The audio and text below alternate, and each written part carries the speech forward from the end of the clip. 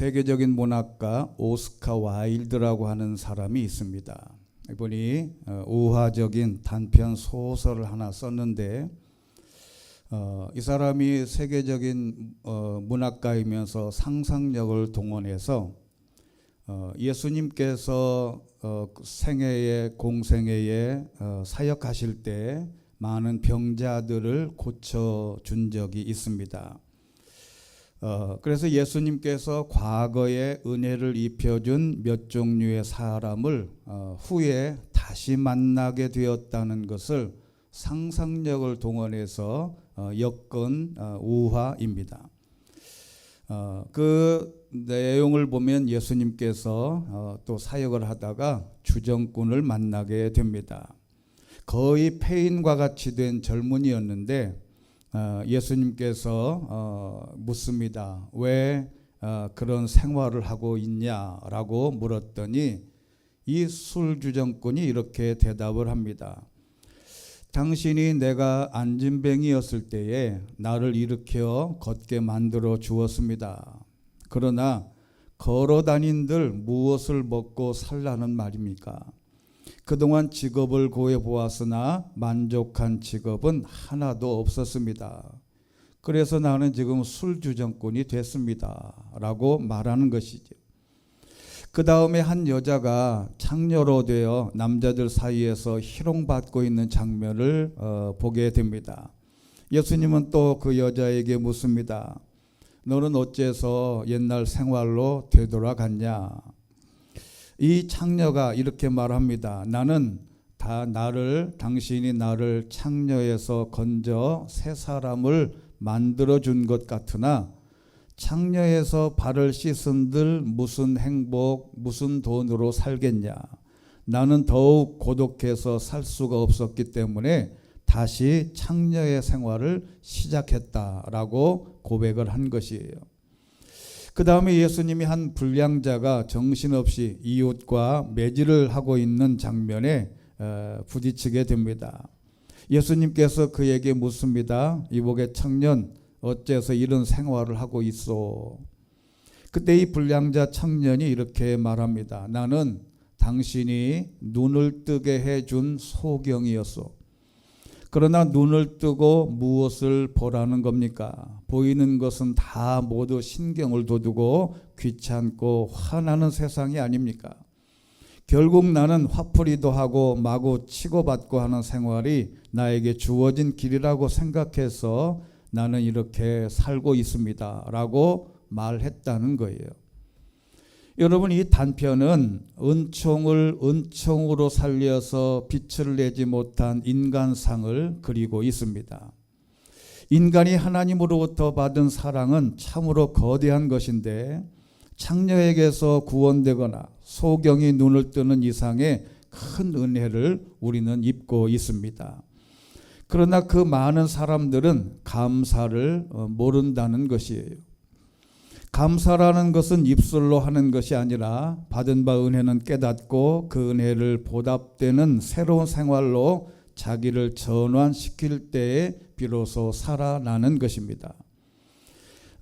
유대인의 속담 같은 탈무드에 보면 이런 말이 있습니다. 혓바닥에 감사합니다 라는 말을 버릇이 들기 전에 아무 말도 하지 마라.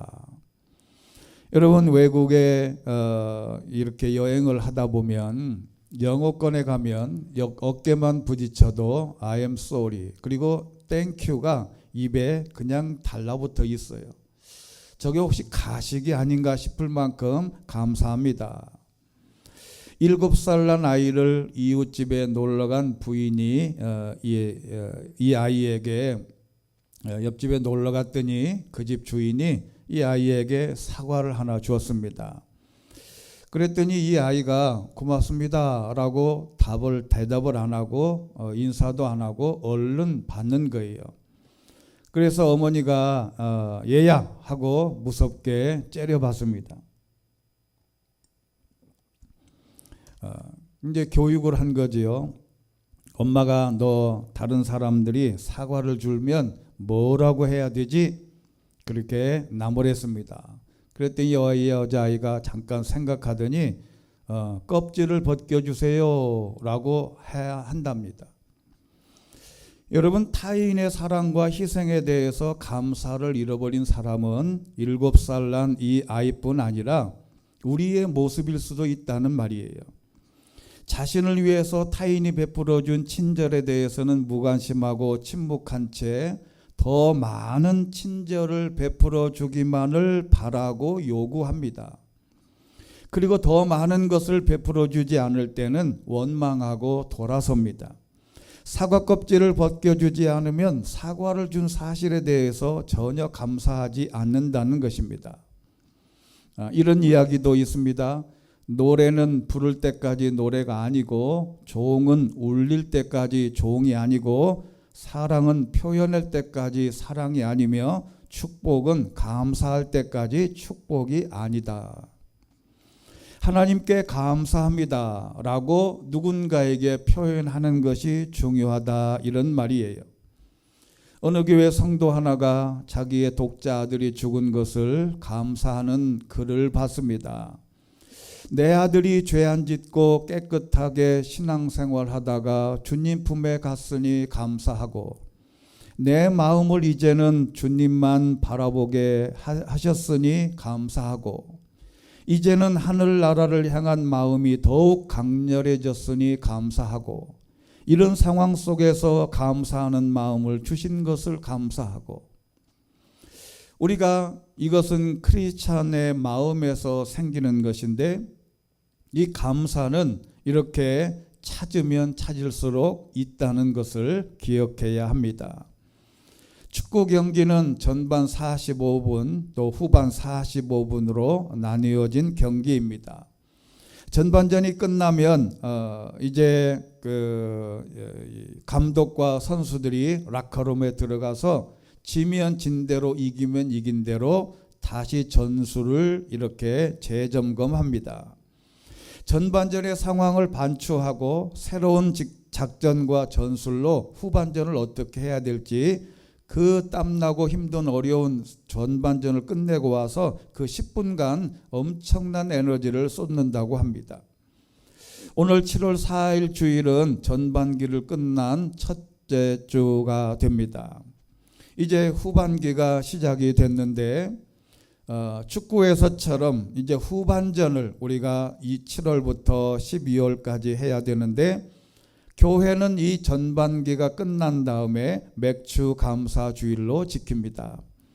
우리는 신앙생활을 50년을 했으면 50번의 맥주 감사 주일을 맞이하게 되는 것이죠. 오늘 말씀은 오늘 출애굽기 23장 14절에 이렇게 말합니다.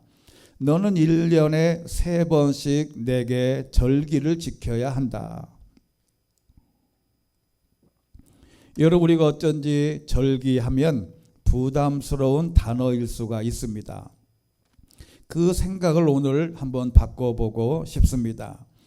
여기서 영어 성경은 절기를 라고 할 때 또 하나의 단어를 쓰는데 celebrate라는 단어를 씁니다. 절기를 celebrate, 즉 축제로 지켜라는 것이에요. 여기 절기라고 하는 이 말은 특히 성스러운 행군으로 행진하다, 기념하다, 그리고 또 다른 특징이 있는데 춤추다라는 단어가 있습니다. 이 말은 축제는 춤추는 거예요. 근데 우리나라 같은 경우에는 이제 브라질이나 삼바 춤이나 또 이렇게 유럽 같은 경우에는 4분의 3박자인 댄스곡, 춤추는 곡들이 굉장히 많아요. 그래서 기념일 되면 서로가 춤을 추고 손을 잡고 우리나라 옛날처럼 강강수월래처럼 춤을 추는데, 이 맥주절처럼 절기를 이렇게 축제로 해라라는 것입니다. 절기는 축제인데 먹고 마시고 즐거워하고 춤을 추는 즐거운 마음이 담겨 있어야 된다는 것인데, 이것을 1년에 3번의 축제를 해라, 하나님이 이스라엘 백성들에게 말씀하셨어요. 자, 그 첫 번째 축제가 뭐냐면 15절에 있습니다. 무교절, 무교병, 무교절을 지키라. 이것은 무교절은 누룩을 넣지 않는 빵을 먹는 기간이다라는 것이에요. 이것의 유래는 저와 여러분이 잘 압니다. 이스라엘 백성들이 430년간 노예 생활을 끝나고 마지막 10번째 재앙이 장자가 죽는 재앙이 하나님이 이스라엘 애굽 백성들에게 이렇게 했을 때 유대인들 하나님의 백성들은 그 재앙이 패스오버 넘어갔다라는 뜻에서 유월절이라는 개념으로 하는 이 무교절입니다. 애굽 사람들이 재앙을 만났을 때 이스라엘 백성들은 재앙을 겪지 않고 지나갔다는 뜻에서 유래했는데 바로 이 날이 하나님의 은혜로 애굽에서 구출된 때의 최후의 날을 기념하기 위해서 제정된 해방일입니다. 그러니까 광복절이죠. 우리나라에도 8월 15일 광복절이 있듯이 8월 이 6월절은 바로 이들의 해방절이었습니다. 그런데 6월절 다음 날부터 하루가 있는 게 아니고 7일 동안을 축제를 즐기는데 특징이 있어요. 누룩 없는 빵을 구워 먹으며 지키는 절기라는 겁니다. 자, 이 부분은 우리가 잘 이해가 안 되지요. 우리가 축제라고 하면 그동안 먹지 못했던 음식과 술과 춤과 이런 것이 넉넉하게 준비해서 그동안 먹지 않았던 많은 음식을 차려놓고 먹고 즐기고 해야 되는데 이 6월절 그 다음 날부터 7일 동안은 지금까지 이스트를 넣어서 그렇게 야들야들하고 부드러운 빵을 먹다가 그날부터는 빵을 만드는데 이스트, 누룩을 넣지 마라. 그래서 완전히 딱딱한 빵을 만들어서 이 빵을 구워 먹으면서 7일 동안을 그렇게 지내라. 이게 우리가 보통 보면 추석이나 설 때는요, 예전에 먹지 못했던 음식을 많이 먹고 기름진 음식을 먹는 날이라고 해도 과언이 아니에요. 지금이야 늘 추석 때나 설 때나 음식이 비슷하지만 예전에는 그런 음식을 못 먹을 때, 특히 이제 설이나 이럴 때 되면 기름진 음식을 갑자기 먹으면 먹지 않은 음식을 먹고 나서 배탈 나고 화장실을 들락거릴 때가 굉장히 많았어요. 그런데 이스라엘 백성들에게 이 유교절, 무교절, 유월절은 누룩을 넣지 말고 딱딱한 빵을 만들어서 이게 얼마나 딱딱해요. 아주 딱딱하고 이것을 씹기도 어려운데 이 빵을 포도주에 찍어서 씹어 먹으면서 7일간을 버티라는 거예요. 왜 그러냐면 애굽을 급하게 탈출할 때 빵을 빨리 구워서 이걸 구운 빵 이스트가 들어갔으면 곧 광야에 가면 상합니다. 그러니까 안 상하게 그냥 밀가루만 해서 빵을 구워가지고 그 딱딱한 빵을 이렇게 수북이 쌓아가지고 그냥 자루에 넣어서 도망 나왔던 거예요. 그래서 이스트를 넣지 않고 먹던 때 그 고난의 시간, 우리가 예전 일을 기억하며 너무 힘들고 어려웠던 날들을 추억하고 그 어려웠던 시기를 하나님의 은혜로 승리한 날들을 기억하며 감사하라는 것이에요. 우리가 그 이전에 힘들었던 날들을 잊으려고 합니다. 기억에서 지워내보고 싶어요. 그런데 오히려 이 6월절의 축제는 이런 것을 기억해내서 하나님이 얼마나 나를 도와주셨는지를 기억을 해라. 여러분, 희한하게 우리의 몸은 내가 먹는 음식을 통해서도 추억하게 돼요. 지금은 음식들이 너무 많아서 그런데 그 옛날에 먹던 음식을 먹음으로 그 옛날의 추억이 되듯이 그것을 풍요롭게 살던 이스라엘의 후손들이 우리의 조상들이 애굽에서 나올 때 이런 빵을 먹었구나 라고 생각하면서 하나님의 은혜를 기억하라는 것입니다. 두 번째는 맥추절을 지키라고 합니다. 자, 이 맥추절이 오늘인데 이 개념이 굉장히 중요한 날입니다. 이 맥주절은 그 해에 봄에 씨를 뿌려서 첫 번째 수확을 거두는 날을 기뻐하는 축제예요. 만약에 그 해에 곡식을 심었는데 흉년이 들어서 이 못 거둘 수도 있지 않습니까? 그래서 태양력의 5월 말에서 6월에 밀수확을 하게 되는데, 이렇게 첫 번째 수확을 한 것에 대한 감사로 축제를 하는 것이에요. 그래서 맥주절에는 성경에 보면 77절 또는 오순절이다, 이렇게 구절들이 이제 복잡해져 있어요. 그래서 맥주절, 77절, 오순절 그러면 이게 복잡해요. 이게 뭐 다 다른 건가? 그런데 왜 77절이냐면 이 무교절, 즉 6월절부터 7주가 지난 다음이 바로 이제 맥주절이 되는 거예요. 그래서 7자가 있어서 7주 후에라는 뜻이에요. 그래서 77절이고, 그럼 오순절은 뭐냐? 오순절은 순자가 한문으로 열입니다. 숫자가 열, 순자 10. 그러니까 5는 5자고, 그러니까 50일 후, 즉 50일 후에 맥주절을 지키게 됐다 해서 오순절이에요. 그러니까 우리나라 한문으로 번역을 해서 이렇게 되어 있습니다. 그래서 맥주절은 77절이라고 할 때 6월절 다음 7주 후, 그리고 77은 49 다음에 50이니까 그 다음에 오순절은 50일 후, 그래서 오순절이라고 합니다. 그래서 성경에는 맥주절, 오순절, 77절 다 맥주 감사 주일을 말하는 것이에요. 즉 그 밀을 심고 첫 수확을 하는 날을 기뻐하는 기쁨의 축제가 되는 것입니다. 여러분, 하나님이 2021년을 시작하고 농사를 지어서 첫 번째 수확을 거둔 날인데, 전반기를 하나님의 은혜로 살았다는 것을 기뻐하는 축제일입니다. 그런데 지금은 농사 짓지, 여기 앉아 계신 분들은 우리가 농사 짓는 분이 한 분도 안 계시잖아요. 그런데 이 모든 것은 이렇게 적용하면 되죠.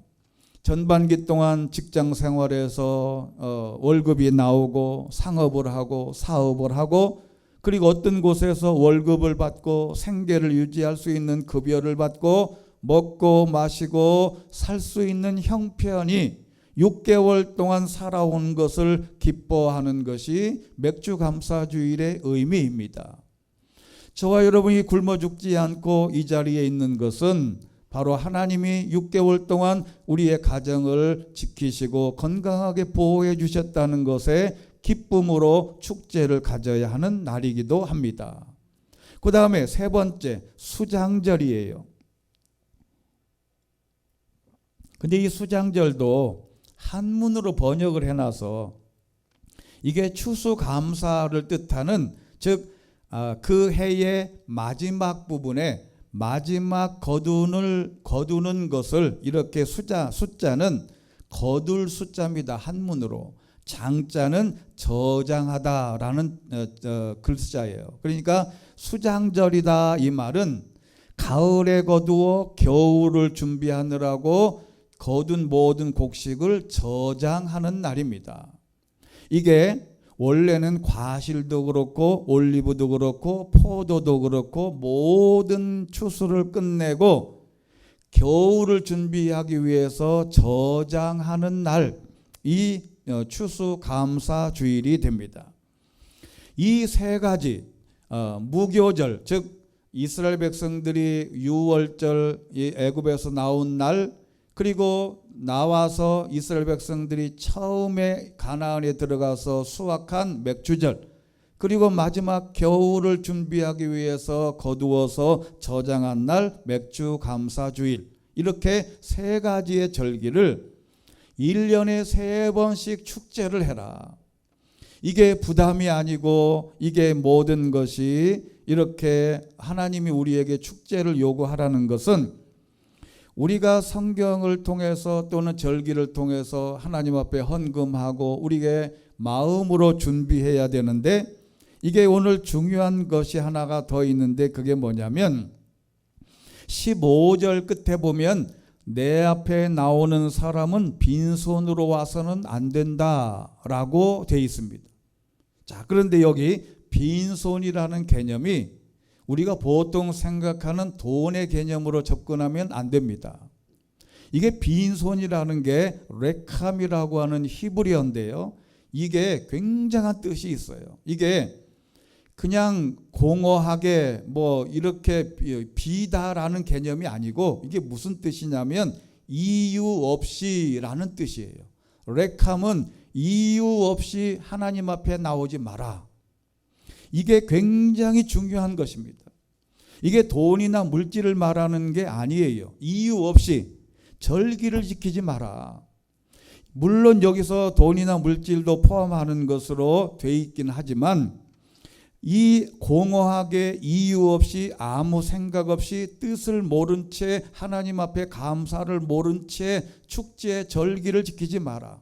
그 이유가 오늘 시편 50편 7절에 있어요. 이 본문을 잘 한번 읽어보면 이렇게 되어 있습니다. 내 백성들아 들어라.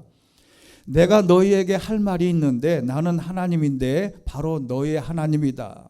내가 내 희생제로 너를 책망하지 않을 것이니 너는 계속해서 내 앞에 번제를 드렸다. 내가 너희들이 나한테 가져오는 번제물 때문에 내가 너희를 탓하지 않을 거다. 왜? 9절부터 보면 외양간의 황소도 내 우리의 염소도 가져갈 생각이 없다. 하나님은 관심이 없습니다.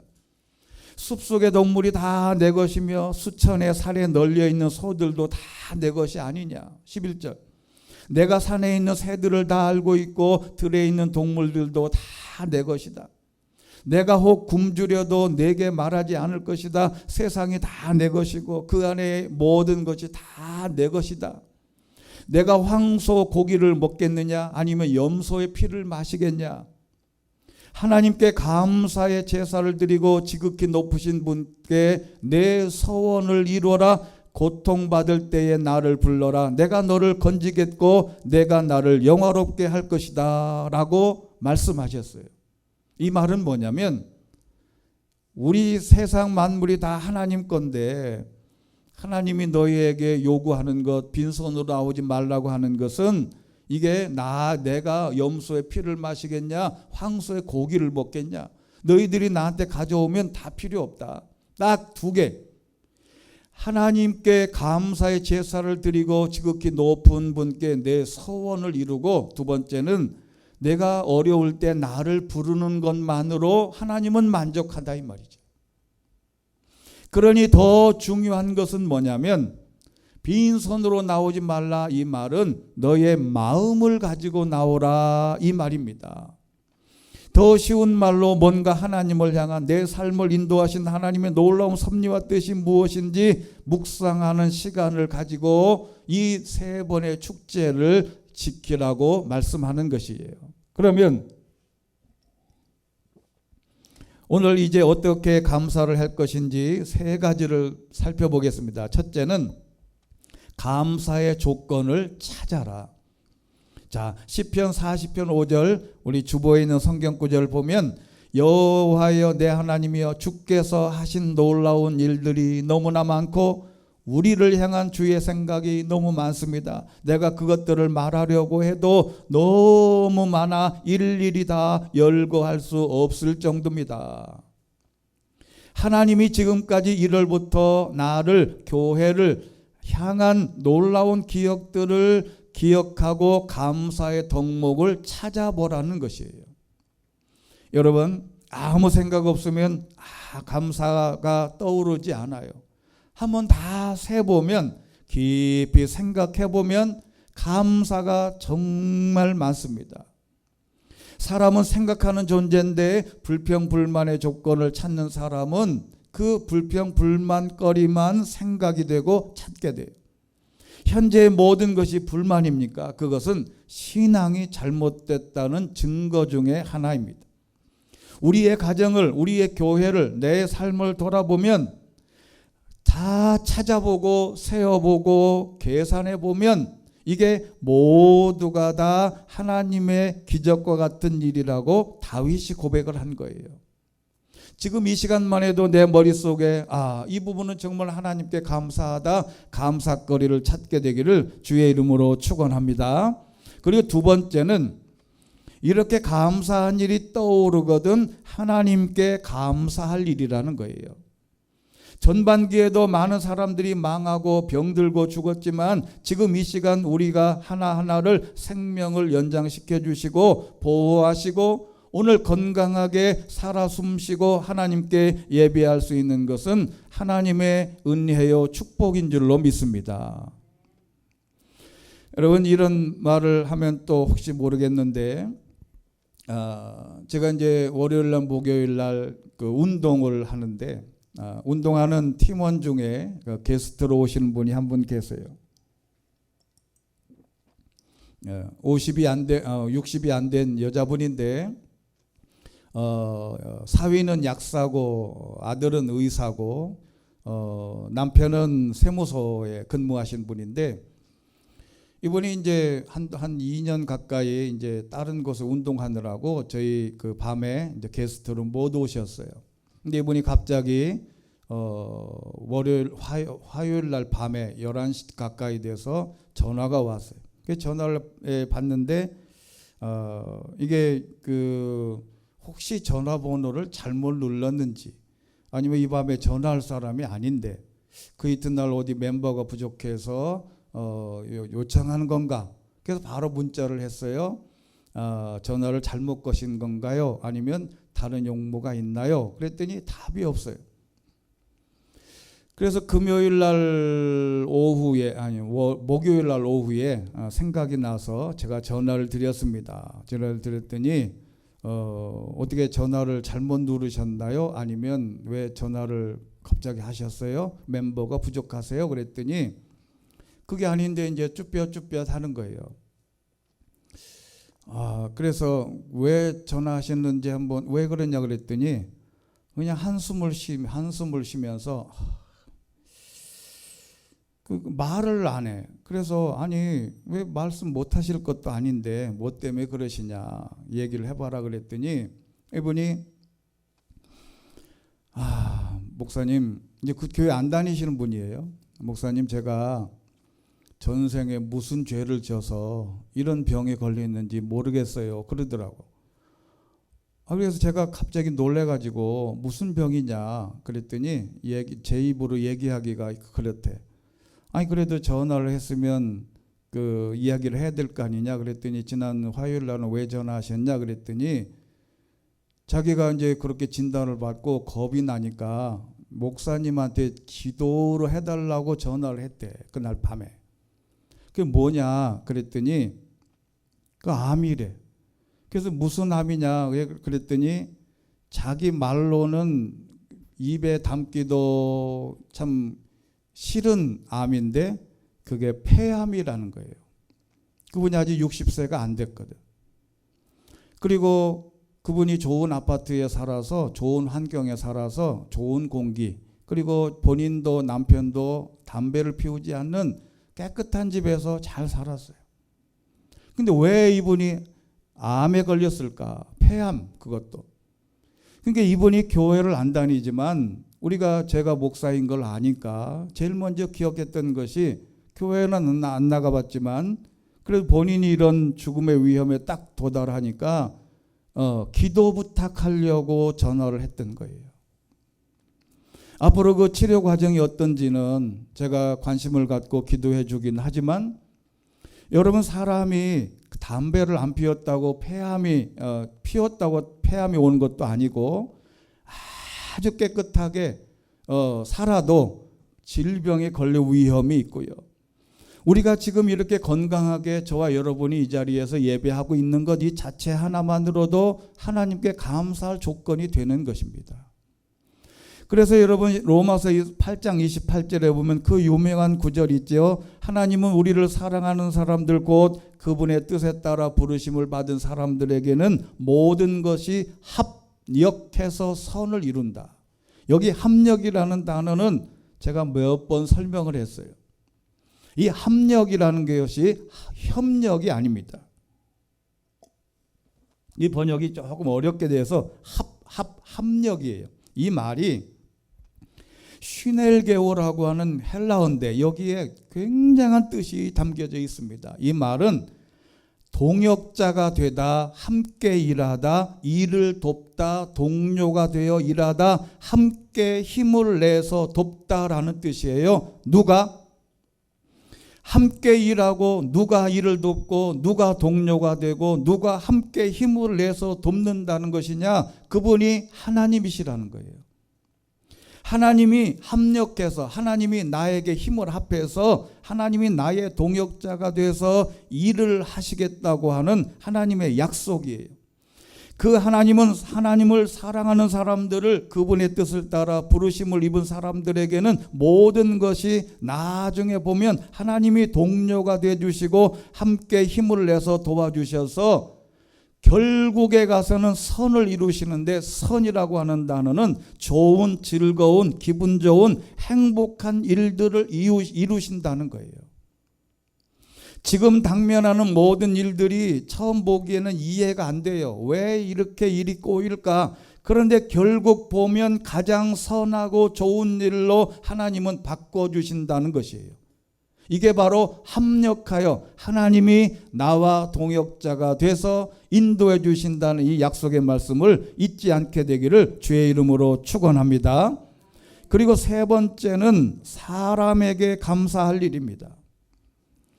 우리는 여러분 하나님께만 감사를 신경 썼지 사람에게 감사는 신경을 거의 안 씁니다. 1월부터 6월까지 감사해야 될 사람을 찾아야 돼요. 인간의 만남 중에는 두 가지 요소가 있습니다. 나를 도와주고 격려해주고 위로해주는 사람이 있는가 하면, 나를 괴롭히고 힘들게 하고 나를 아주 괴롭게 하는 사람이 두 가지가 있어요. 그런데 다 그 두 사람에게도 다 감사해야 된다는 것입니다. 감사거리를 찾아야 돼요. 남편과 아내, 부모와 자식, 친구들 사이에 감사거리가 있는지를 찾아야 된다는 겁니다. 가장 소중한 사람이 누구냐? 지금 내 옆에 계신 분이 가장 소중한 것이라는 것이 성경적인 원리인데, 기독교의 진리도 여기서부터 출발해요. 제가 잠시 CCC 활동을 했는데 저번에도 한번 말씀드린 적이 있어요. 이제 그런데 모임에 가면 이렇게 통성기도도 하고 손 들고 기도하고 막 기도를 해요. 그래서 기도하다가 이제 가만히 있는데 옆에 있는 청년이 너무 열심히 기도를 하는 거예요. 그래서 너 얼마나 간절한 기도의 내용이 있냐 이렇게 가만히 들어봤어요. 뭐 들어보는 건 뭐 나쁜 건 아니니까 들어봤더니 이 청년이 두 손을 번쩍 들고 그래요. 하나님 아버지, 인류를 사랑하게 해주세요. 이 말만 계속 반복하는 거예요. 근데 그 청년이 보통 그 모임에서 제일 인간성 나쁘기로 소문난 사람이에요, 걔가. 근데 걔는 인류를 사랑하게 해주세요 기도하는 거예요. 여러분, 그 옆에 있는 친구 하나 사랑하지 못하는 사람이 어떻게 인류를 사랑합니까? 공허한 메아리입니다. 어떻게 내 곁에 있는 사람 하나 사랑하지 못하는데 무슨 재주로 인류를 사랑하느냐? 그것은 말뿐이에요. 신앙생활을 하는 이유는 무엇이냐면 바로 이웃을 사랑하고, 하나님이 주신 명령은 지금 옆에 있는, 그리고 옆에 있는 누구든지 사랑할 수 있는 그 마음이 중요하다 이 말입니다. 그것이 사람을 사랑할 대상을 찾아야 된다. 그리고 네 번째는 감사할 일이 하나 더 있는데, 이게 바로 높은 산, 파란 바다, 유유한 강물, 깊은 숲, 바람소리, 새소리, 아름다운 음악, 감동적인 영화, 영혼을 맑게 하는 좋은 책, 정성스럽게 맛있는 음식, 우리가 보고 느끼고 이 모든 것에 감정을 느낄 수 있음을 감사해야 돼요. 여러분, 아침에 새벽에 딱 일어났을 때, 저는 아침에 일어났을 때 너무 신기해요. 아침에 눈을 딱 떠서 잠에 딱 깼을 때 이 머릿속으로 온 세상이 싹 들어오는 것 같아요. 오늘 뭐 할 거, 머리 감아야 되냐, 뭐 해야 되냐, 축구는 누가 이겼을까, 오늘 어디 전화할 때가 있는데, 이게 전체가 머리 안에 싹 들어오면 정말 신기해요. 여러분, 죄송하지만 치매에 걸리면 그게 안 됩니다. 여러분, 이 모든 감정을 느낄 수 있는 것에, 보고 행복함을 느낄 수 있는 이것에 진짜 감사해야 됩니다. 여러분, 5번째 성경구절 골로새서 2장에 있는 말씀 있죠. 여러분은 주 안에서 뿌리를 내리고 세움을 받으며 가르침을 받은 대로 믿음 안에 굳게 서서 감사함을 넘치게 하십시오. 여기 넘치게는 어떤 수나 양보다 더 남겨지다라고 하는 뜻이에요. 감사는 적당하게 적정 분량이 아니라 넘치게 하는 것이다 라는 것입니다. 미국의 큰 회사 사장님이 사람들이 너무나 감사할 줄 모른다고 하면서 자기가 61년 동안 사업을 하면서 돈을 많이 버니까 많이 베풀었던 것 같아요. 그 결과로 감사를 잊지 않고 찾아오는 사람이 참으로 어렵더랍니다. 한 번은 이분이 이제 부자가 돼서 무슨 추수감사주일 때 176명에게 칠면조를 보냈답니다. 그런데 감사하다는 말을 회답이 온 사람은 딱 4명이었대요. 근데 2명은 길을 가다가 우연히 마주쳐서 감사합니다 그러고, 나머지 2명은 조그마한 쪽지 하나로 감사합니다 적어서 보낸 게 전부랍니다.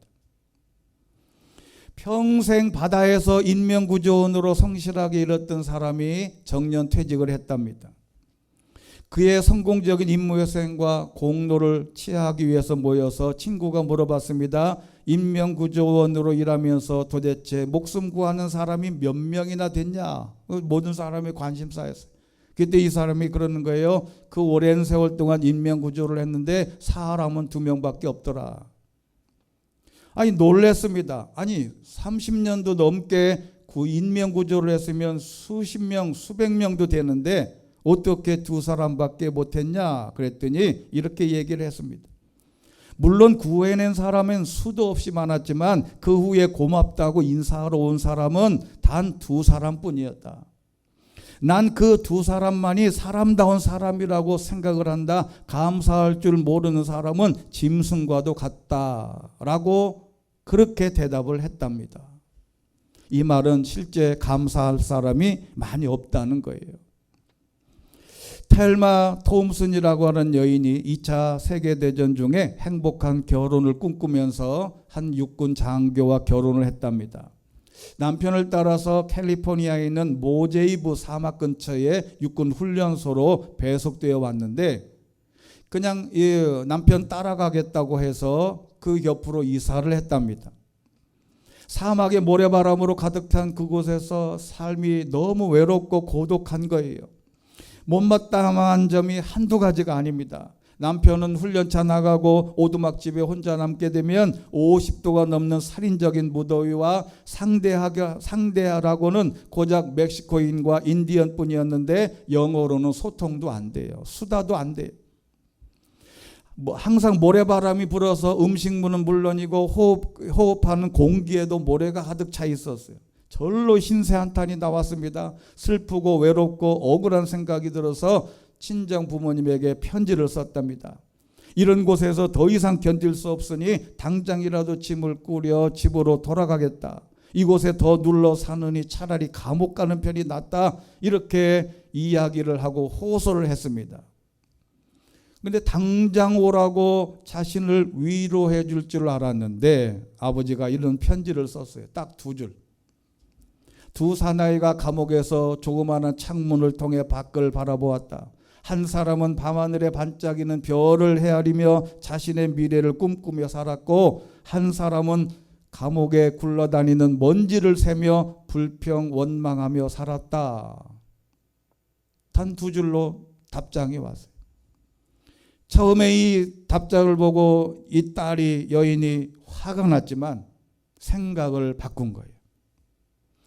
밤하늘의 별이 무엇일까 생각하고 주변을 살피는 중에 원주민들과 친구가 되고, 근데 그들이 보여준 반응은 그들을 놀라게 했답니다. 그들이 갖고 있는 물건을 좋다고만 하면 그냥 주는 거예요. 가져가라 그러고. 그래서 그 소중한 것들을 마구 선물하는 것을 보고 서로 친교하며 살았는데, 선인장, 난초, 여호수아 나무 등 기묘한 모양을 연구하고 사막의 식물들을 조사하고 사막의 낙조를 바라보며 100만 년 전에 사막이 바다의 밑바닥이었음을 생각할 만큼 이렇게 연구를 했어요. 그래서 그 비참한 생애 가운데 가장 즐거운 모험으로 바꾸었고, 새로 발견한 세계에서 자극을 받아서 그것을 소재로 빛나는 성벽이라는 유명한 소설을 쓰게 됩니다. 출판 사인회에서 이렇게 말했답니다. 사막에서 생활하는 동안에 너는 불행하다, 너는 외톨이다, 너는 희망이 없다고 말하는 마귀의 소리도 들렸고, 너는 행복한 사람이다, 이곳으로 너를 인도한 사람은 나 하나님이다, 이곳에서 너의 새꿈을 꾸려무나 라고 말씀하시는 하나님의 음성을 들었습니다. 저는 마귀의 소리에 귀를 막고 하나님의 소리를 들어서 오늘 이 영광을 얻게 되었습니다 라고 사인회 때 고백을 하게 된 것이에요. 성경에도 있습니다. 범사에 감사하라. 하나님이 오늘 우리에게 주신 말씀은 한 절을 더 보고 말씀을 맺습니다. 누가복음 6장 38절 보면 이런 말씀이 있어요. 남에게 주라. 그러면 너희가 받을 것이다. 그것도 많이 꾹꾹 눌러 흔들어서 넘치도록 너희의 품에 안겨줄 것이다. 너희가 남을 저울질할 만큼 너희도 저울질 당하게 될 것이다. 남에게 주면 너희가 받는다. 많이 꾹꾹 눌러서 흔들어서 넘치도록 품에 안겨주신다. 남에게 줘도 이렇게 복을 받을 만큼 우리는 하나님께 드리면 하나님이 얼마나 많은 것으로 채워주시겠냐 하는 것입니다. 올 한 해를 감사주일을 맞이하면서 감사할 거리를 찾고 하나님께 감사하고 사람에게 감사하고 오늘 내 자연과 내 의식을 감사하고 하나님께 감사가 넘치는 축제가 되시기를 주의 이름으로 축원합니다. 자비로우신 하나님 아버지, 1년에 3번 축제하라 말씀하신 대로 오늘은 두 번째 축제일입니다. 맥주 감사주일로 첫 열매를 그리고 반년 동안 우리를 지키시고 보호해 주시고 인도하신 그 하나님께 찬양하고 기쁨의 축제가 되게 하옵소서. 예수 그리스도 이름으로 기도하옵나이다. 아멘.